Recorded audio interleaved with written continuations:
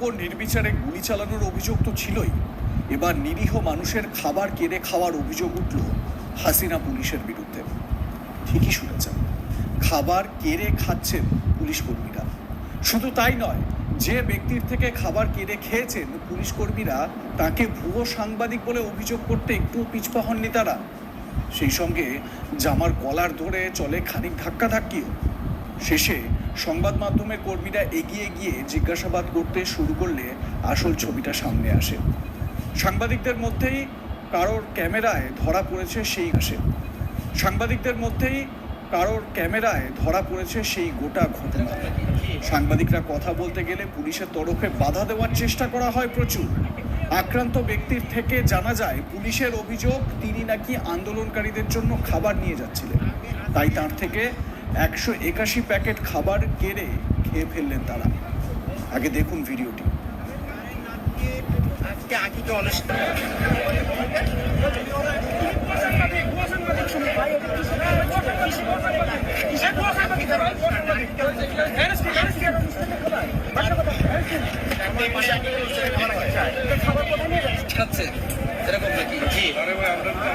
আপনার খাবার পুলিশ খাচ্ছে?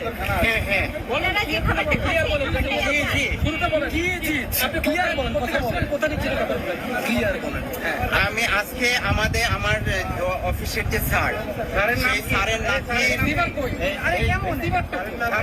নাতির আজকে আকিকা অনুষ্ঠান, নাতির হয়েছে আমার আকিকা অনুষ্ঠান। সেই আকিকা অনুষ্ঠানের খাবার দেবো, সেই খাবারটা নিয়ে আসছি পুরান ঢাকা থেকে। এখন এখানে আসার পরেই পুলিশ ভাইয়েরা আমাকে আটকিয়েছেন, আমার কার্ডটাও নিয়ে গেছেন এখন তো, এবং আমার মোবাইলও নিয়ে গেছেন তারা। আপনি সাংবাদিক পরিচয় দিয়েছিলেন, তারপরে নিয়ে গেছে। খাবার কেন নিয়ে যাবে? তারা বলতেছেন যে পিকেটিং এর খাবার, কিন্তু এই যে সেগুনবাগিচা হাই স্কুলটা আছে না, হাই স্কুলের পূর্ব পাশেই আমাদের যে অনুষ্ঠানটা বিআইপি মেস, সেই স্যারের ছেলের ঘরে নাতিন হয়েছে, সেই নাতিনের খাবারের আকিকার অনুষ্ঠান। এবং সেই বিল্ডিং এর সমস্ত যারা ভাড়াটিয়া আছে সবাই জানে যে আকিকার অনুষ্ঠান। আচ্ছা, আমি বলছি, আচ্ছা খাবারের নাম কি? খাবার ছিল 181 প্যাকেট। ওই যে পুলিশ ভাইয়েরা খাবারগুলো, কোন খাবার কোন খাচ্ছে এগুলো নাকি? এই যে মাত্র এই ব্যান গাড়িতে ছিল